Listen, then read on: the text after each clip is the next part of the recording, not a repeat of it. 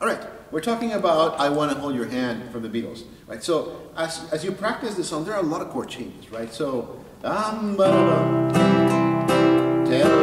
then you're going to play a G major chord, right? So if you notice the formation of C major, maybe you can get a little closer to see my left hand. 3 and 2, the ring finger and the middle finger, are in the perfect disposition for G major. All they have to do is move upstairs a string, right? So if you practice moving them together, you're just lifting your index finger and getting your pinky ready to grab the first string. Hey you, tell you something, right? Then you have to jump down to A minor, which is the first chord we learned. I hope you understand. Then you move everything upstairs and take off the 1 to get an E minor, right, as opposed to E major with the 1. Stop. Then back to C, right? Say that you move upstairs and put the pinky, right? You do the pinky splits. That is tough, but you know, because of the change from C to G, it's something that has to be learned. You can't get away from it. Something. Back to A minor. I wanna. The song calls for E7, which basically is E major without the third finger. Because you have that D there, that's the 7th, right? You could double the 7th by putting your pinky here, right, on the 2nd string, 3rd fret.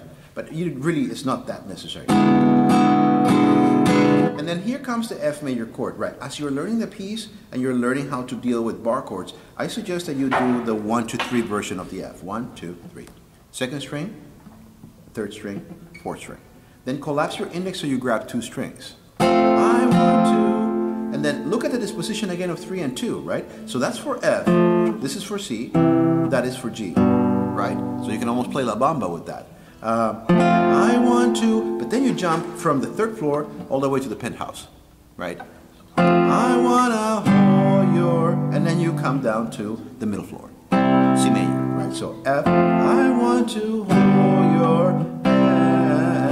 And then keep 2 and 1 where they are and take out 3 from the 5th string, sneak it underneath 2, and you have A minor again, right? Without having to lose your frame of reference, your point of reference, sorry. But 1 and 2, you can actually get into A minor. And then again, F, I wanna hold your hand, right? Another option is, I wanna hold your hand.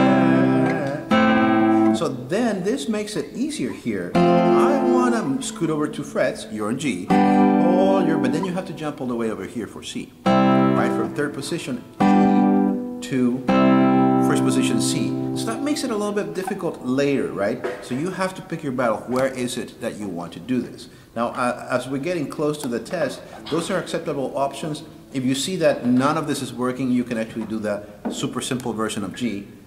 I wanna hold your hand, right? So instead of going over here or going up here for G, you just give me the D string all the way down to the 1st string, right? But you avoid the 6th and the 5th. Hopefully this helps.